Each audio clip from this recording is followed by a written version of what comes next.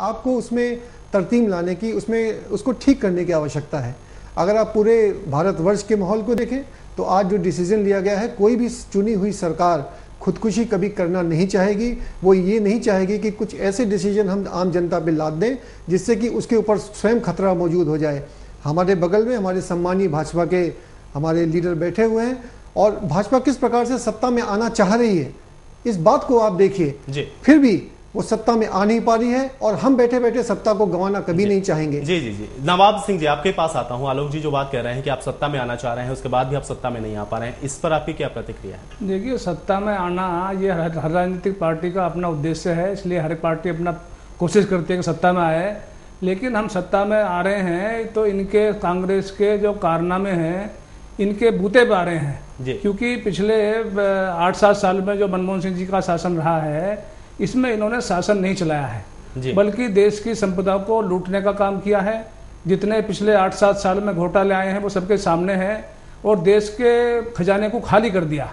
इस खजाने को खाली करने की वजह से ये स्थिति आई है कि रेट बढ़ाने पड़ रहे हैं, लेकिन इसको खाली करने की जिम्मेदारी कांग्रेसियों की है। इन्होंने देश को लूटा है योजनाबद्ध तरीके से और वो सारा पैसा जो खजाने में आना चाहिए था वो कंपनियों में और विदेशों में काले धन के रूप में चला गया। इसके कारण से देश बर्बादी की स्थिति पे आ गया। आलोक जी, जब भी ये कहा जाता है, मैं आपको बीच में इंटरप्ट करूंगा, जब भी कहा जाता है कि विदेशों में जमा है, तो क्या आप मुझे बताएं किसी ने इस बात की तस्दीक करी है कि विदेशों में जमा है?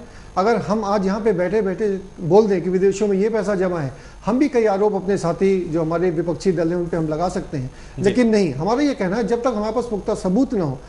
आपने कहा कि लेकिन आलोक जी ये बात तो माननी पड़ेगी ना कि कालाधन विदेशी बैंकों में पड़ा है, भले वो कितनी मात्रा में पड़ा है ये एक अलग मैटर है, लेकिन कालाधन जो विदेशी बैंकों में जमा है ये एक इश्यू तो है ही। और इस विदेशी जो धन है इसको भी अगर आप चाहें, क्योंकि आप रूलिंग पार्टी हैं, अगर आप चाहें तो इस चीज को आप ला सकते हैं, ऐसा कोई प्रोविजन नहीं है। आप चाहें भी तो आप इस काम को कर सकते हैं, लेकिन वो आपकी जो एक इच्छा शक्ति होनी चाहिए वो भी कहीं नहीं दिखाई पड़ती। यहाँ पर सत्ता में तो आप भी थे, क्यों नहीं बक्सों में भर के ले आए?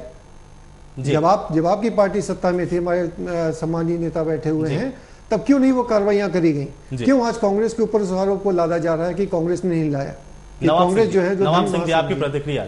देखिए, ये एक जो स्थिति है जब बीजेपी को लाना चाहिए था, लेकिन उसमें उतना समय नहीं मिला और बहुत सारी बाध्यताएं रही। लेकिन यदि इस बार समय मिलेगा तो निश्चित रूप से हमारी पार्टी के घोषणा पत्र में है कि इस पैसे को वापस लाया जाएगा और जो ये सारे घोटाले हुए। चलिए टी आर शर्मा जी की तरफ मैं रुक करता हूँ। टी आर शर्मा जी, आप बातें सुन रहे होंगे, मैं यहाँ से उम्मीद कर रहा हूँ आपको आवाज पहुंच रही होगी। जिस तरीके से बात कर रहे हैं कांग्रेस और बीजेपी वाले, अपने अपने स्टैंड यहाँ पे रख रहे हैं, लेकिन आपसे मैं सीधा सीधा सवाल करता हूँ, आम जनता आखिर उसको क्या मिला? जिस तरीके का धरना प्रदर्शन हुआ, जिस तरीके का विरोध प्रदर्शन हुआ, क्या ये माना जाए कि आम जनता एक बार फिर से मूर्ख बनी है, उसको जो हासिल होना चाहिए था वो एक बार फिर नहीं मिला है? देखिए, आम जनता का जहां तक ताल्लुक है, आम जनता इस बात को अच्छी तरह से समझ चुकी है कि ये सब लोग झूठ बोल रहे हैं। चाहे वो बीजेपी वाला है, चाहे वो कांग्रेसी है, चाहे मुलायम सिंह जी हैं, सब झूठ बोल रहे हैं।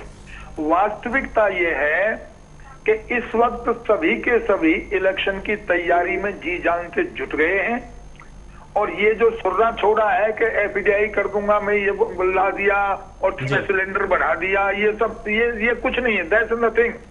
ये केवल एक जनता को गुमराह करने के लिए एक नाटकबाजी शुरू कर दी मनमोहन सिंह जी ने। वास्तविकता ये है कि इलेक्शन की तैयारियां हो रही हैं। मुलायम ने भी जब तक समर्थन दे रखा, जब तक उसकी अपनी मुहिम पूरी नहीं हो जाती, सरकार नाम की कोई चीज रह नहीं गई है। क्या मैं शर्मा जी से? जी बिल्कुल, आप पूछिए शर्मा जी।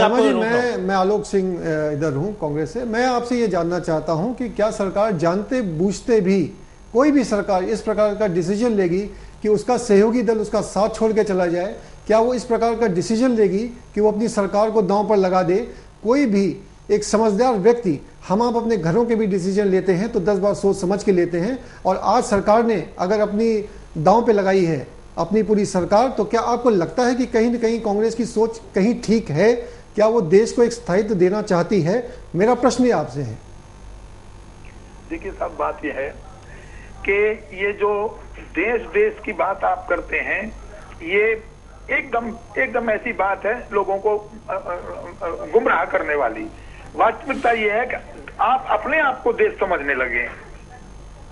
जहां भी आपकी भलाई की बात आती है, आप कहते हैं जी मैंने देश हित में काम कर दिया। नहीं, आपने हमारे मूल प्रश्न का उत्तर नहीं दिया साहब। क्या प्रश्न है? जी टीआर शर्मा जी, मैं आपको स्पष्ट बताता हूं। आलोक सिंह जी आपसे केवल इतना जानना चाह रहे हैं कि कोई भी सरकार ये जानते हुए भी कि उसका सहयोगी उसका इस मुद्दे पर साथ छोड़ देगा, जनता उसके खिलाफ चली जाएगी, वो क्यों इतने कड़े फैसले लेगी?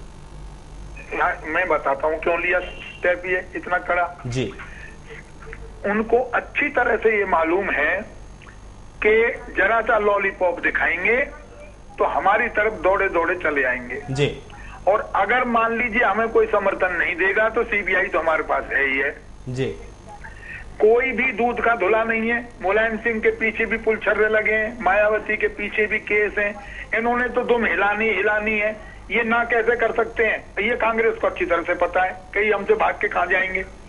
तो ये तो बेकार की बात है कि उन्हें खतरा था ममता से। ममता के बारे में खूब अच्छी तरह से जानते हैं वो कि ममता किस तरीके की नेता है, उन्हें पता थी कि ममता। चलिए टीआर शर्मा जी, आप बने रहिए हमारे साथ। आलोक जी, आपके पास ही आता हूं। ममता बनर्जी की आपने चूंकि बात छेड़ी है तो मैं आपसे जरूर बात करना चाहूंगा।